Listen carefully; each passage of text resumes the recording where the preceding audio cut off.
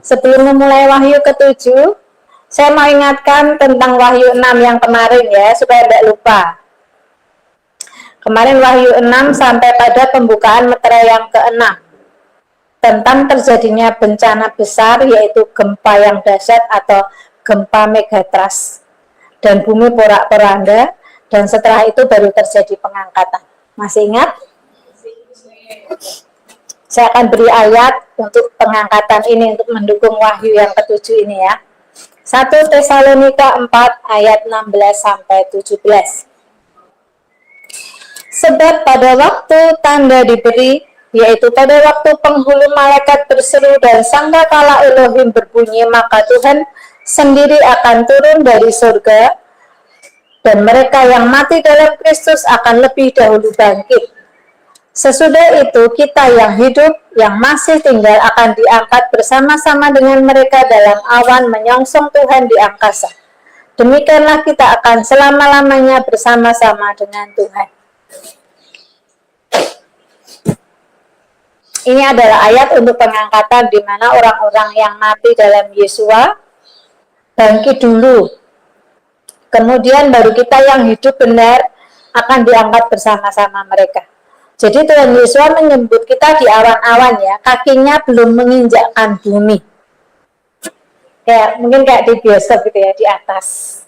Kayak kuda atau kayak apa kita belum tahu, pasti indah sekali. Kita menunggu saat itu, amin. Amin. Kita semua akan diangkat, amin. Amin. Baru nanti setelah selesai 3,5 tahun kedua dari masa kesusahan besar, Tuhan Yesus akan menginjakkan kakinya di bumi. Datang untuk yang kedua kali setelah perang Harmagedon. Ini sekilas tentang pengangkatannya. Mari kita lanjutkan dengan Wahyu 7 tentang pengangkatan atau rapture. Kelompok yang pertama adalah dari bangsa Israel yang berjumlah 144.000, dan kelompok yang kedua adalah sekumpulan orang percaya dari seluruh bangsa-bangsa di dunia ini yang tidak terhitung jumlahnya dan para martir. Wahyu 7 ayat 1 sampai 3.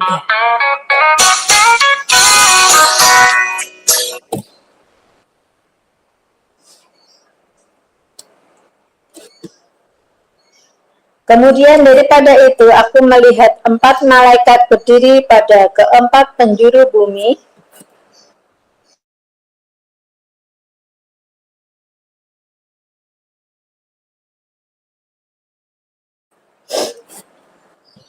Kemudian daripada itu aku melihat 4 malaikat berdiri pada keempat penjuru bumi, dan mereka menahan keempat angin bumi, supaya jangan ada angin bertiup di darat atau di laut atau di pohon-pohon. Dan aku melihat seorang malaikat lain muncul dari tempat matahari terbit. Ia membawa meterai Elohim yang hidup, dan ia berseru dengan suara nyaring kepada keempat malaikat yang ditugaskan untuk merusakkan bumi dan laut.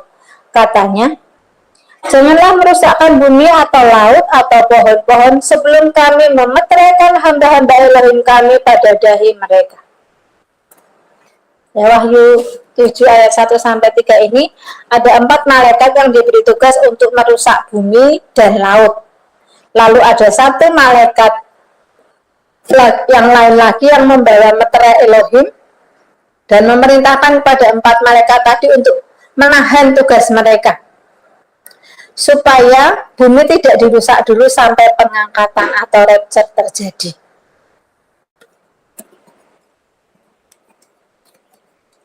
Siapa yang diangkat tadi? Masih ingat enggak? Yang pertama adalah 144.000 orang Israel dari 12 suku Israel. Yang kedua adalah sekumpulan besar orang-orang percaya dan para martir. Dibawa naik ke surga untuk ikut perjamuan kawin anak domba selama 3,5 tahun waktu di bumi. Ngerti ya? Wahyu 7 ayat 4.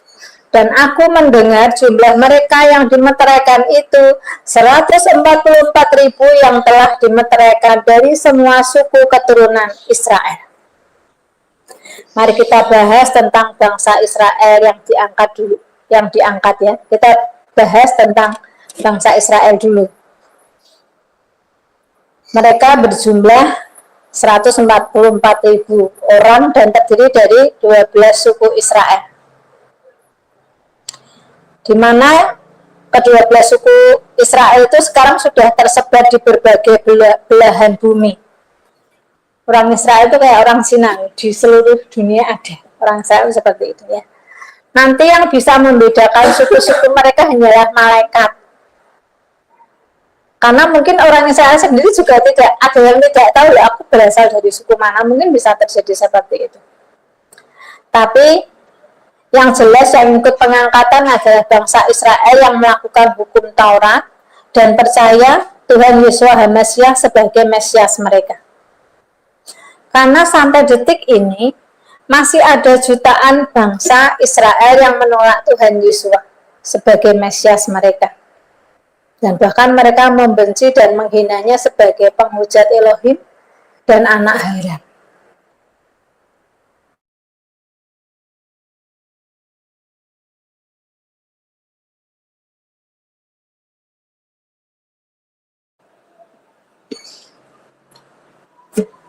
Sekalipun demikian ya, sekalipun banyak bangsa Israel yang benci kepada Tuhan Yesus, tetapi bangsa Israel tetap sangat istimewa di hadapan Bapa Yahweh. Mengapa? Sebab mereka adalah bangsa pilihan, ya, keturunan Abraham dan anak perjanjian antara Bapa Yahweh dan Abraham. Tahukah Anda, saudara, betapa banyak negara-negara di luar sana yang ingin menghancurkan negara Israel dan memusnahkan bangsa Israel? Sangat banyak. Mereka semuanya benci dengan bangsa Israel. Tapi Bapa Yahweh membuktikan perlindungannya kepada mereka dan sampai hari ini mereka masih eksis. Meskipun banyak usaha untuk membantai mereka ya, mulai dari zaman Mordekai. Mereka gagal dibasmi ya oleh Haman. Mereka gagal dibasmi. Lalu zaman Hitler, mereka sudah dibasmi sebanyak 6 juta jiwa. Banyak toh. Tapi nyatanya sekarang populasi bangsa Yahudi masih ada, bahkan masih banyak dan bahkan menjadi berkat bagi bangsa-bangsa lain di bumi ini.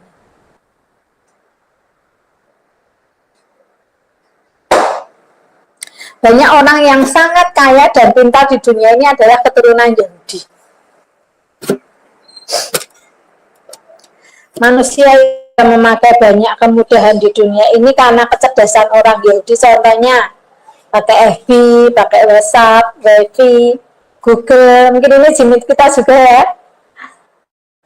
Mengubah uap air menjadi air bersih sehingga bisa menolong negara-negara yang kekeringan. Dan masih banyak lagi tentang kecerdasan orang Yahudi. Kalau mau cari yang lengkap silahkan cari di Google, semuanya tertulis di sana ya. Saya tidak perlu sebutkan di sini.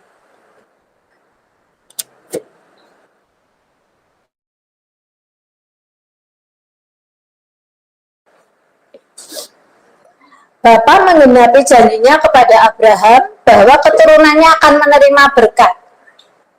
Dan kita masih bisa menyaksikan berkat itu, bahkan menikmati berkat kemudahan yang diciptakan orang Yahudi.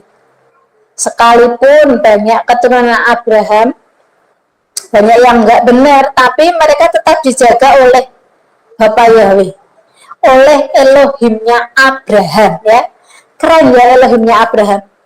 Siapa tahu dia Elohimnya Abraham? Dia adalah Bapa Yahweh. Elohim yang seperti Elohimnya Abraham ini loh yang saya jadikan Tuhan bagi saya dan anak-anak saya, bagi Ana, bagi Fernando, dan bagi Samuel. Itu Elohimnya Abraham. Karena keren, janjinya ribuan tahun masih tergenapi dan kita masih bisa lihat sampai sekarang. Tuhan yang sudah jelas-jelas telah membuktikan janjinya di hadapan semua manusia. Itu Tuhannya Abraham. Best of the best for Bapak Yahweh kita. Amin.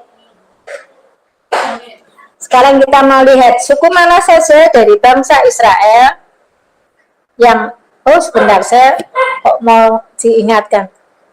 Siapa kalian yang ingin menjadikan Elohimnya Abraham sebagai Elohim kalian? Ini pertanyaan ini juga saya tawarkan kepada semua yang menyaksikan channel YouTube hari ini. Channel YouTube ini.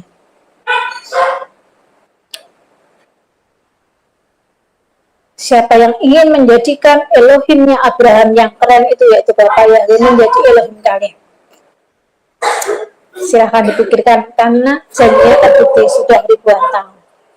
Saya bangga dengan Elohimnya Abraham, maka saya menjadikan Elohimnya Abraham sebagai Elohim saya. Namanya Bapak Yahweh. Kita lanjutkan ya. Suku mana saja dari bangsa Israel yang ikut pengangkatan? Kita bandingkan nanti dengan anak-anak Yakub di Kejadian 49 ayat 1 sampai 28, karena panjang nanti baca sendiri di rumah ya. Yang Kejadian 49 ayat 1 sampai 28. Wahyu 7 ayat 5 sampai 8. Dari suku Yehuda 12.000 yang dimeteraikan. Dari suku Ruben 12.000, dari suku Gad 12.000, dari suku Asyer 12.000, dari suku Naftali 12.000, dari suku Manasye 12.000, dari suku Simeon 12.000, dari suku Lewi 12.000, dari suku Isakar 12.000, dari suku Sebulon 12.000, dari suku Yusuf 12.000, dari suku Benyamin 12.000. Sekarang kita lihat di Kejadian 49, nama suku-suku dari Israel adalah anaknya Israel ya, Ruben, Simeon, Lewi, Yehuda, Zebulon, Isakar, Dan, Gad, Asyer, Naftali, Yusuf, dan Benyamin.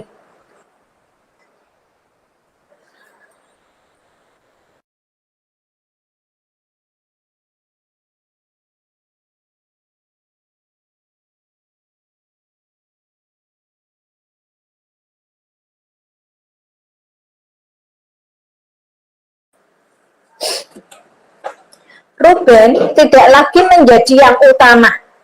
Mengapa? Mengapa diganti Yehuda?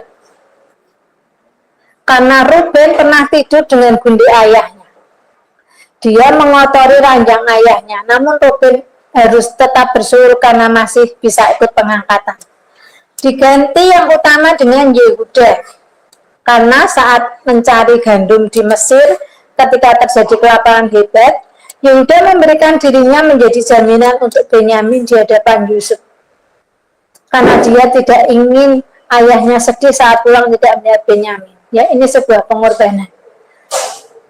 Jadi, Ruben mengotori ranjang ayahnya, sedangkan Yehuda ingin menyenangkan hati ayahnya dengan mengorbankan dirinya menggantikan Benyamin. Padahal Yehuda itu juga punya keluarga dan anak, tapi dia mau menggantikan Benyamin. Dan ini dilihat. Saya juga mau sampaikan ini bahwa setiap hal sekecil apapun itu Tuhan melihatnya. Jadi kalau kita melakukan hal kecil-kecil, jangan merasa aku hanya melakukan ini. Tidak ada yang tersembunyi di hadapan Bapa Yahweh.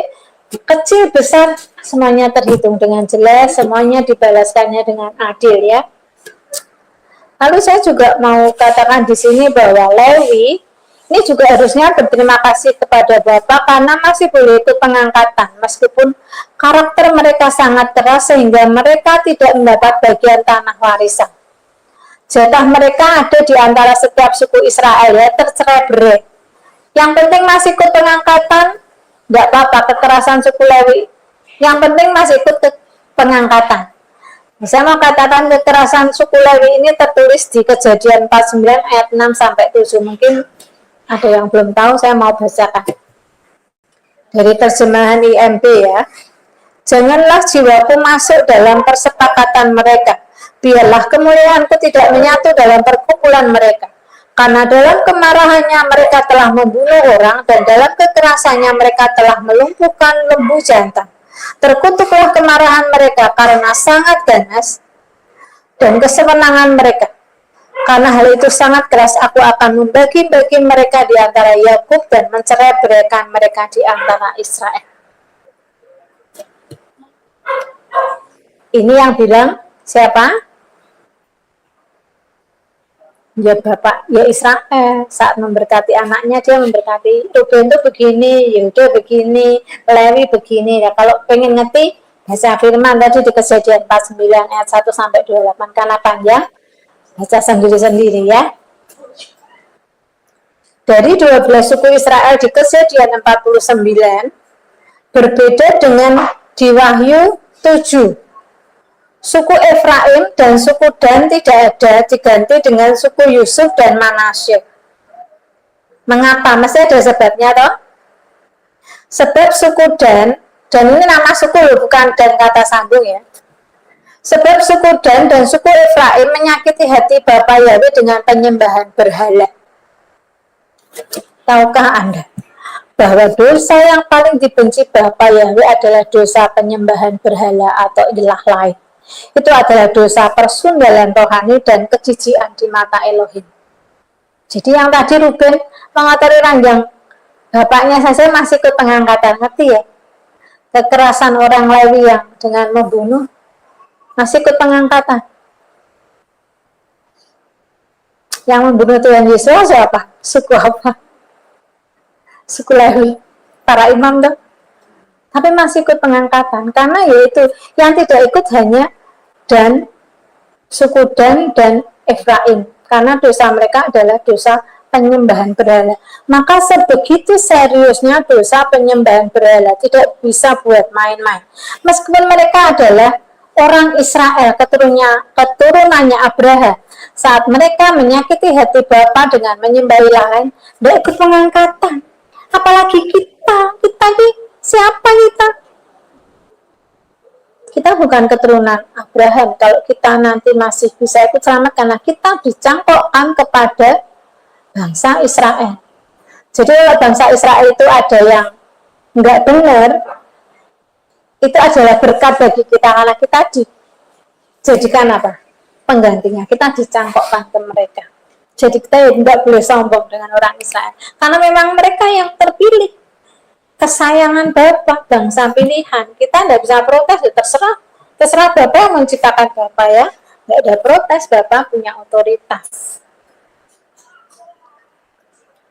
Wahyu 7 ayat 8 adalah kelompok pertama, yaitu 12 suku Israel, yaitu mereka yang menyebut diri Yahudi Mesianik. Sebab mereka melakukan hukum Taurat dan percaya Yesus sebagai Mesias mereka. Jumlah mereka 144.000 jiwa. Tahan dulu, kelompok pertama apa? Yahudi Mesianik. Mengapa mereka diangkat? Karena mereka melakukan hukum Taurat dan percaya serta mengakui Yesus sebagai Mesias mereka. Lalu kelompok yang kedua adalah sekumpulan orang banyak dari segala bangsa yang tak terhitung jumlahnya, memakai jubah putih kebenaran dan para martir. Ini tertulis di Wahyu 7 ayat 9. Kemudian daripada itu aku melihat sesungguhnya suatu kumpulan besar orang banyak yang tidak terhitung banyaknya dari segala bangsa dan suku dan kaum dan bahasa, berdiri di hadapan tahta dan di hadapan anak domba. Mereka memakai jubah putih dan memegang daun-daun palem di tangan mereka. Memakai jubah putih adalah pelaku kebenaran. Artinya mereka adalah para pelaku firman. Apa itu pelaku firman? Saya mau jelaskan di sini karena banyak di luar sana merasa orang-orang sudah melakukan firman. Tapi hal-hal yang sangat penting, yaitu melanggar dosa yang mendatangkan maut, mereka justru tidak lakukan itu. Apa itu pelaku firman? Pelaku firman adalah mereka yang melakukan firman yang diucapkan Tuhan Yesus semuanya. Artinya jangan diambil yang enak-enak tok.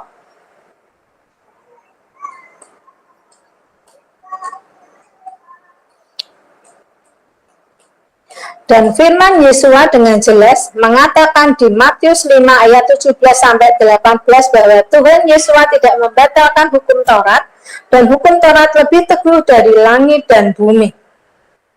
Saya bacakan Matius 5 ayat 17-18. TB. Janganlah kamu menyangka bahwa aku datang untuk meniadakan hukum Taurat atau kitab para nabi. Aku datang bukan untuk meniadakannya, melainkan untuk menggenapinya. Karena aku berkata kepadamu, sesungguhnya selama belum lenyap langit dan bumi ini, satu iota atau satu titik pun tidak akan ditiadakan dari hukum Taurat sebelum semuanya terjadi. Dengan demikian, orang banyak dari segala bangsa yang diselamatkan adalah orang Kristen yang percaya Tuhan Yesua dan melakukan hukum Taurat. Ya, mereka bisa digolongkan dalam kelompok yang menyebut diri mereka Kristen Mesianik. Artinya, percaya kepada Yesua tapi tetap melakukan hukum Taurat. Dan di masa sekarang, sangat sedikit orang Kristen yang mau melakukan hukum Taurat karena mereka salah menafsirkan tulisan Paulus yang mengatakan hukum Taurat tidak menyelamatkan. Padahal, tulisan itu ditujukan untuk orang Yahudi yang dengan sangat keras menolak Tuhan Yesus sebagai Mesias dan mereka hanya mengandalkan hukum Taurat. Paulus itu tidak salah. Sebab Paulus itu memang menginjili dua golongan bangsa, yaitu bangsa Yahudi dan non-Yahudi. Caranya ya pasti berbeda ya. Kalau untuk orang Yahudi yang begitu mengandalkan hukum Taurat tapi menolak Mesias, ya pasti dia bilang bahwa Taurat adalah bayangan, penggenapannya adalah Tuhan Yesus. Kalau kepada orang non-Yahudi, Paulus juga akan bilang bahwa yang selamat dan benar adalah orang yang melakukan hukum Taurat, bukan hanya yang mendengarkan. Itu ada dua perbedaan yang jelas, dan ini banyak sekali orang yang tidak memahami. Sedang tulisan Paulus untuk bangsa-bangsa non-Yahudi adalah orang benar di hadapan Elohim adalah mereka yang melakukan hukum Taurat dan bukan hanya mendengar. Jadi kesalahpahaman inilah yang terus diajarkan dan menyesatkan miliaran jiwa. Dulu saya juga ikut tersesat. Saya juga ikut kelompok yang tersesat ini. Karena saya tidak melakukan hukum Taurat ya. Puji Tuhan sekarang saya sudah mengerti kebenaran ini. Ini tertulis di Roma 2 ayat 13-14. Anak kita kan bangsa non-Yahudi ya. Jadi dengarkan tulisan Paulus untuk bangsa non-Yahudi. Roma 2 ayat 13. Karena bukanlah orang yang mendengar hukum Taurat yang benar di hadapan Elohim, tetapi orang yang melakukan hukum Tauratlah yang akan dibenarkan. Jelas? Roma 2 ayat 14. Apabila bangsa-bangsa lain yang tidak memiliki hukum Taurat oleh dorongan diri sendiri melakukan apa yang dituntut hukum Taurat, maka walaupun mereka tidak memiliki hukum Taurat, mereka menjadi hukum Taurat bagi diri mereka sendiri. Ayat yang ini lebih keren lagi. Saya bilang kenapa? Karena ternyata dulu saya pernah, saat saya juga baru kenal hukum Taurat, ternyata sudah ada orang yang tidak makan babi, sudah mengikuti apa yang tertulis di Injil, sekalipun pengajaran pada umumnya mengatakan bahwa itu batal. Saya bilang bahwa mereka adalah orang-orang yang memang dituntun oleh Roh Kudus. Roh Kudus akan menuntun apa yang tertulis di firman, tapi roh yang lain akan mengajarkan manusia melanggar yang tertulis di firman. Sekalipun kelihatannya separuh nanti sepertinya melakukan firman, tapi ujungnya dibelokkan sedikit. Itu roh yang lain. Hati-hati dengan pengajaran roh yang lain. Kalau yang mengajarkan Roh Kudus ya seperti ini, sekalipun bangsa lain tidak memiliki hukum Taurat, tapi karena dorongan hatinya dia mau melakukan hukum Taurat itu, dia menjadi hukum Taurat bagi dirinya sendiri. Kalau tidak yang ngajar Roh Kudus apa bisa, ya kan? Bersyukur kita sekarang ngerti 613 hukum Taurat itu. Meski kita tidak semuanya bisa melakukan karena sudah tidak ada bait suci, tapi yang bisa kita lakukan harus kita lakukan. Itulah mengapa Tuhan Yesus menulis bahwa dia datang untuk menggenapi hukum Taurat itu. Artinya menggenapi apa? Saat beberapa perintah tidak bisa dilakukan karena tidak adanya bait suci, darah Tuhan Yesus yang berlaku untuk menyelamatkan kita. Amin. Amin. Misalnya, nggak usah berhubungan dengan bait suci yang rumit ya, yang sederhana saja. Kita makan, ada udangnya tapi kita tidak tahu ya. Ya sebaiknya kalau makan, kalau kita berdoa, Aba, tahirkanlah makanan ini dengan darah Tuhan Yesus. Maksudnya tahirkan itu kalau kita nggak ngerti yang di hadapan kita itu makanan apa. Karena ternyata setelah dengan berjalannya waktu ada orang-orang yang memang sengaja tidak suka kita tidak makan itu. Mereka seperti memaksakan itu, berbohong bahwa ini tidak ada ini, tapi ya beberapa kali saya menemukan itu ada udang, ada apa. Ya saya berdoa begitu, itulah gunanya darah Tuhan Yesus bagi kita yang secara keseharian seperti itu. Atau banyak hal lain, hukum-hukum yang lain saat kita tidak bisa melakukannya dengan baik di hadapan Elohim, karena kita percaya dengan Tuhan Yesus, darahnya membasuh kita, sehingga kita menjadi genap melakukan perintah Torah itu meskipun kita tidak sempurna. Saya berharap yang saya sampaikan ini bisa dipahami oleh Anda sekalian, bahkan oleh orang-orang di luar sana yang mungkin sewaktu-waktu mendengarkan khotbah saya hari ini.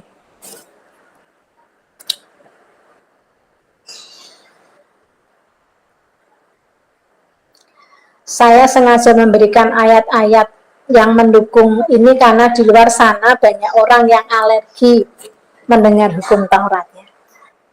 Saya tidak tahu ya. Mereka belum tahu isinya tapi baru bilang hukum Taurat, hah itu sudah batal. Mereka seperti alergi. Itu mungkin secara rohnya yang menolak, saya tidak tahu. Maka saya kasih ayat-ayat ini supaya bisa mendukung dan orang-orang yang alergi dengan hukum Taurat bisa mengerti. Sebab mereka itu tidak menyadari bahwa mereka sedang berjalan menuju alam maut. Kasihan mereka karena ketidaktahuan ini. Saya saja sedih kalau ingat banyak yang tidak tahu tentang ini, maka saya sangat bersemangat untuk mewartakan hukum Taurat. Kalau saya sedih, bagaimana dengan Tuhan Yesus kita? Apalagi dengan Bapa.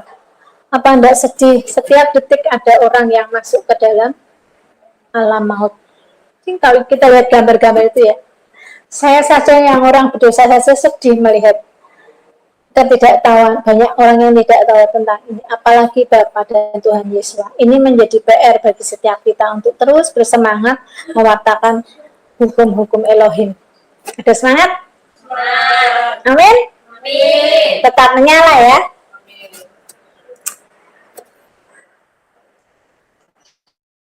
Sampai mana, Adit?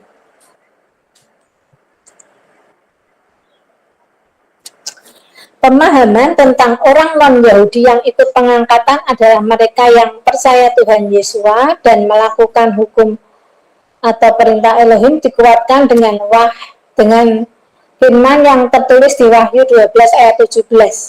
Bahwa iblis itu memerangi kelompok ini karena tahu bahwa mereka akan selamat. Mungkin banyak yang tidak dengan ayat ini ya. Wahyu 12 ayat 17. Terjemahan dari ILP 3. Dan naga itu menjadi marah kepada wanita itu dan dia pergi untuk melakukan peperangan dengan keturunannya yang tersisa, yaitu mereka yang memelihara perintah-perintah Elohim dan yang memiliki kesaksian Yeshua HaMashiach. Naga itu adalah iblis ya. Perempuan itu adalah gereja atau kekasih Yeshua. Perintah-perintah Elohim adalah hukum Taurat. memiliki kesaksian Yesus Hamasiah adalah orang Kristen yang intim dengan Tuhan Yesus. Bukan hanya Kristen KTP loh ya, Kristen yang intim dengan Tuhan Yesus. Ini nanti yang diserang-serang sama iblis. Jadi kalau kita sudah melakukan kebenaran itu, kalau kita kok merasa saya sudah melakukan kebenaran, kok hidup saya tambah susah, banyak pergumulan. Nah karena ini iblis nggak pengen kita selamat, iblis nggak pengen hidup kita lancar-lancar saja. Dia akan berjuang sebisa mungkin supaya kita itu kalah. Nah, orang di luar sana iblis leha-leha, dia tidak usah berjuang keras. Iblis tahu bahwa mereka akan masuk ke alam maut. Iblis tidak usah kerja keras, tapi dengan orang-orang yang memang melakukan sesuai ketentuan yang ada di dalam firman, melakukan Torah dan intim dengan Tuhan Yesus. Nah, ini iblis gelisah. Orang-orang ini adalah target operasiku yang harus aku jatuhkan. Seperti itu, ya. Saya berdoa banyak orang mendengar khotbah saya hari ini dari YouTube supaya mereka bertobat dan selamat. Amin. Saya sungguh bawa dalam doa. Khotbah saya hari ini tentang pengangkatan karena banyak orang di luar sana itu bilang, berjaga-jagalah dalam supaya ikut pengangkatan, berjaga-jagalah senantiasa, berjaga-jagalah, bersiaplah, waktunya sudah dekat. Tapi mereka tidak memberikan apa sih yang harus dilakukan. Nah, hari ini saya memberikan syarat-syarat itu dengan jelas. Melakukan hukum Taurat, yaitu perintah-perintah dari Elohim, dan percaya kepada Tuhan Yesus Hamasiah. Dua ini loh syaratnya dua. Tapi lihat, penyesatan yang dilakukan iblis kepada bangsa Yahudi, iblis menyesatkan mereka melakukan hukum Taurat dengan sangat taat tapi menolak Tuhan Yesus. Sedangkan kepada bangsa non-Yahudi, mereka membuat begitu percaya menyembah Tuhan Yesus sebagai juru selamat tetapi membatalkan hukum Taurat. Ini bukan kebetulan. Ini memang strategi yang dibikin oleh iblis. Mengertilah ini, saudara. Saya lanjutkan dengan Wahyu 7 ayat 10 sampai 12. Dan dengan suara nyaring mereka berseru, keselamatan bagi Elohim kami yang duduk di atas tahta dan bagi anak domba. Dan semua malaikat berdiri mengelilingi tahta dan tua-tua dan keempat makhluk itu. Mereka tersungkur di hadapan tahta itu dan menyembah Elohim sambil berkata, Amin. Puji-pujian dan kemuliaan dan hikmat dan syukur dan hormat dan kekuasaan dan kekuatan bagi Elohim kita sampai selama-lamanya. Amin. Dan dengan sukacita penuh karena telah diselamatkan mereka memuji Bapa Yahweh dan Tuhan Yesus bersama semua malaikat dan para tua-tua di surga. Ini orang semua yang sudah diangkat ya. Mereka sukacitanya penuh nyembah. Nyembahnya dengan doa apa? Dengan doa indah seperti yang sudah kita pakai dan latih setiap hari dalam doa penyembahan kita ya. Senang nggak dengan doa itu? Maka lakukan kalau suka. Kita latihan dulu, jadi di sana kita nggak kaget lagi. Karena nanti pada puncaknya saat semua orang sudah diangkat di surga, mereka berdoanya ini, keselamatan bagi Elohim yang duduk di atas tahta dan bagi anak domba. Puji-pujian dan kemuliaan dan hikmat dan syukur dan hormat dan kekuasaan dan kekuatan bagi Elohim kita sampai selama-lamanya. Nah kalau kita sudah melakukan ini setiap hari, Roh Kudus senang sama kita. Itu yang namanya intim sama Yesus Hamasiah. Bukan hanya Kristen KTP.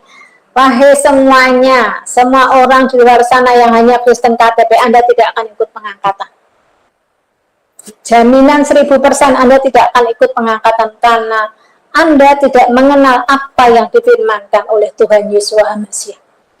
Semoga Anda bertobat, yang belum mengenali, belum melakukan hal ini, bertobat agar Anda selamat. Karena saya berbicara saat ini karena saya mengasihi setiap Anda.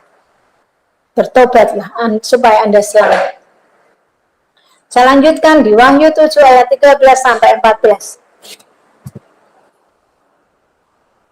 Dan seorang dari antara tua-tua itu berkata kepadaku, siapakah mereka yang memakai jubah putih itu dan dari manakah mereka datang? Maka kataku kepadanya, kata Yohanes ya, Tuanku, Tuhan mengetahuinya. Lalu ia berkata kepadaku, mereka ini adalah orang-orang yang keluar dari kesusahan yang besar, dan mereka telah mencuci jubah mereka dan membuatnya putih di dalam darah anak domba. Dalam penglihatan Yohanes, para penatua itu berkata kepada Yohanes, siapakah mereka yang memakai jubah putih itu dan dari manakah mereka datang? Maka Yohanes bilang, Tuanku, Tuhan mengetahuinya. Lalu mereka berkata lagi, mereka ini adalah orang-orang yang keluar dari kesusahan besar, dan mereka telah mencuci jubah mereka dan membuatnya putih di dalam darah anak domba. Mereka itu adalah orang-orang kudus yang terlepas dari masa kesusahan besar dan para martir. Jadi kalau tidak ikut pengangkatan itu, nanti kalau kita mau selamat, kita hanya bisa selamat kalau kita jadi martir, karena saat sudah terjadi pengangkatan, masa kasih karunia berhenti sehingga darah Kristus tidak berlaku lagi untuk manusia. Maka manusia harus memakai darahnya sendiri untuk bisa selamat. Camkan hal ini ya.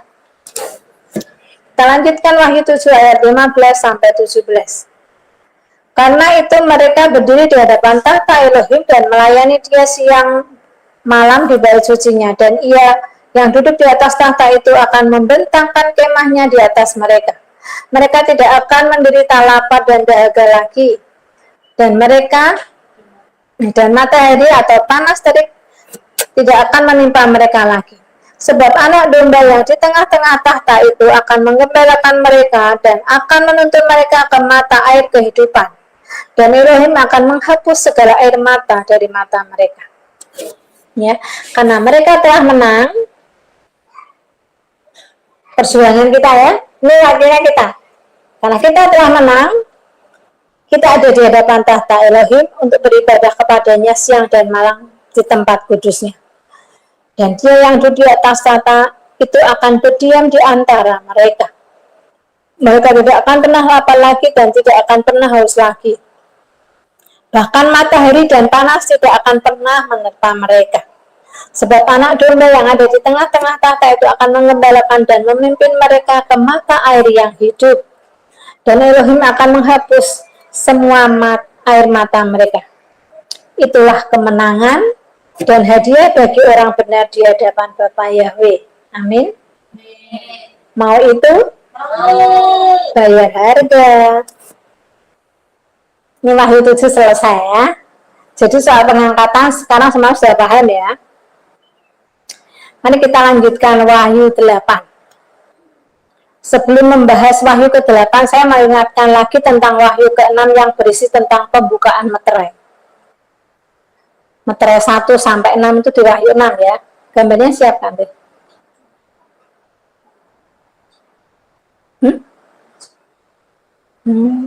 Si multimedianya lupa, saya sudah kasih gambar.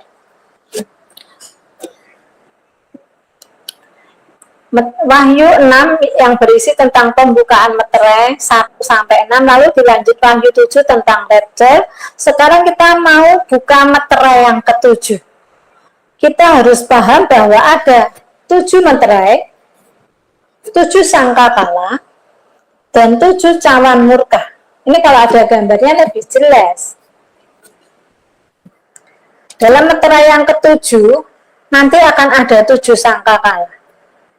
Dan dalam sangkakala yang ke-7 nanti ada 7 cawan murka. Pokoknya mengerikan setelah ini ya. Mari kita mulai Wahyu 8 ayat 1. Dan ketika anak domba itu membuka meterai yang ke-7, maka sunyi senyaplah di surga, kira-kira setengah jam lamanya. Saat meterai yang ke-7 dibuka, surga menjadi sunyi senyap selama setengah jam.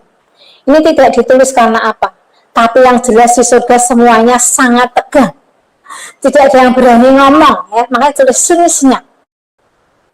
Tidak ada yang berani bicara. Mereka sudah tahu bahwa dengan dibukanya meterai yang ke-7, maka akan ditiup 7 sangkakala. Dan bencana demi bencana akan dilemparkan ke bumi. Bagaimana tidak tegang, soalnya mereka semua sudah tahu ya toh. Nah, kita yang belum tahu di bumi santai-santai, enak-enakan. Wahyu 8 ayat 2. Lalu aku melihat ketujuh malaikat yang berdiri di hadapan Elohim, dan kepada mereka diberikan 7 sangkakala. Ada 7 malaikat, masing-masing diberikan 1 sangkakala untuk ditiup, dan tiap sangkakala ditiup berarti terjadi bencana besar di bumi. Wahyu 8 ayat 3 sampai 5. Maka datanglah seorang malaikat lain, dan ia pergi berdiri dekat mezbah dengan sebuah kedupaan emas, dan kepadanya diberikan banyak kemenyan untuk dipersembahkannya bersama-sama dengan doa semua orang kudus di atas mezbah emas di hadapan tahta itu. Maka naiklah asap kemenyan bersama-sama dengan doa orang-orang kudus itu dari tangan malaikat itu ke hadapan Elohim. Lalu malaikat itu mengambil kedupaan itu, mengisinya dengan api dari mezbah dan melemparkannya ke bumi. Maka meledaklah bunyi guruh, disertai halilintar dan gempa bumi. Ada satu malaikat lagi ya yang menaikkan doa. Jadi tadi ada 7 malaikat bawa apa? Sangkakala ya. Sekarang ada satu malaikat lagi yang menaikkan doa di hadapan tahta Elohim, membawa kedupaan emas bersama.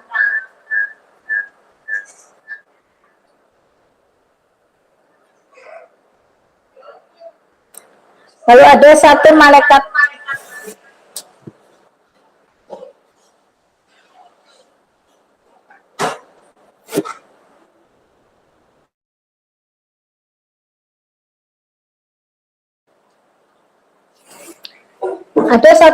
lagi yang menaikkan doa di hadapan tahta Elohim, membawa kedupaan emas bersama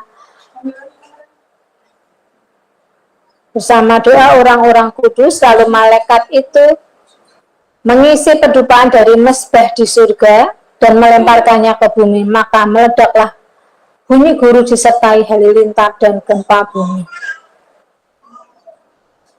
Dengan dilemparkannya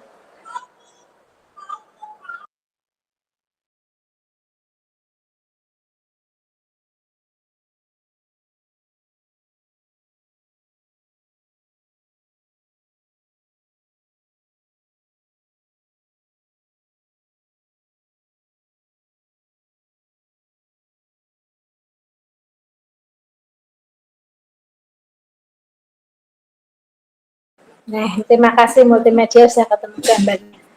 Jadi itu ada hilang.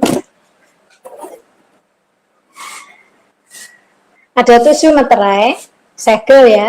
Di segel yang ke-7 ada 7 sangkakala. Lalu sangkakala ditiup satu-satu. Di sangkakala yang ke-7 nanti ada 7 cawan murka. Dengan melihat gambar ini, saya harap lebih mudah untuk dipahami.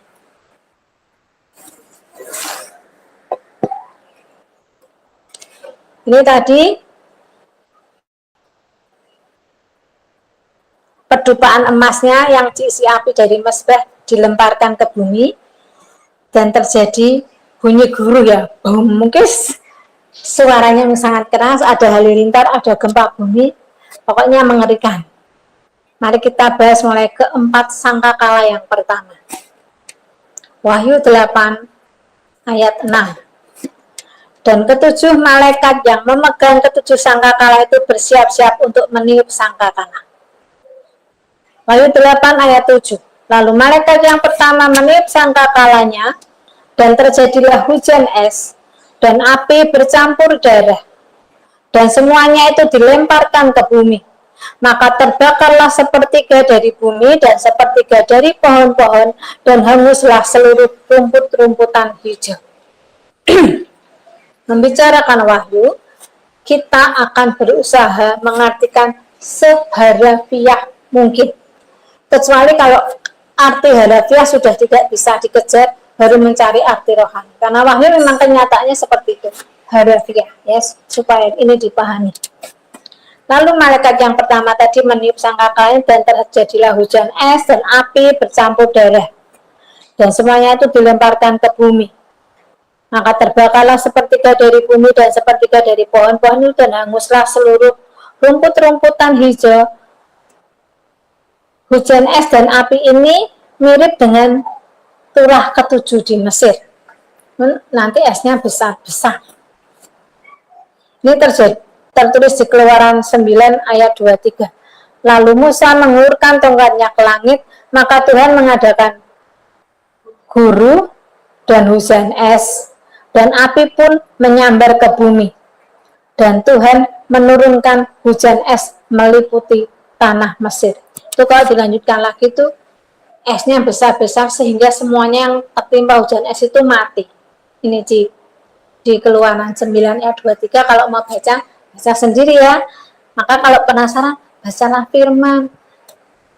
Banyak kejadian nyata yang sangat luar biasa, dan dari kejadian sampai wahyu itu semuanya berhubungan. Tapi seringkali orang sukanya bacanya ngambil sedikit-sedikit. Nanti sudah itu lama nggak baca lagi sampai berbulan-bulan. Nanti butuh baru baca lagi ya. Kita jangan seperti itu. Karena syarat pengangkatan tadi adalah orang-orang yang memiliki kesaksian tentang Yesus, artinya orang yang intim. Bagaimana kita intim kalau kita tidak pernah baca firman? Karena kita nggak ngerti apa yang terjadi, apa yang diinginkan oleh Tuhan Yesus, apa yang harus kita lakukan. Kalau kita tidak baca firman, kita tidak tahu apa yang harus kita lakukan. Bagaimana bisa intim? Ya. Wahyu 8 ayat 8 sampai 9.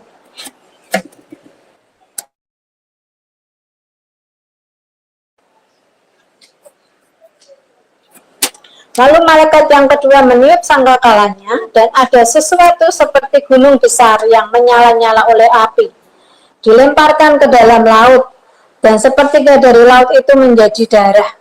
Dan matilah sepertiga dari segala makhluk yang bernyawa di dalam laut, dan binasalah sepertiga dari semua kapal.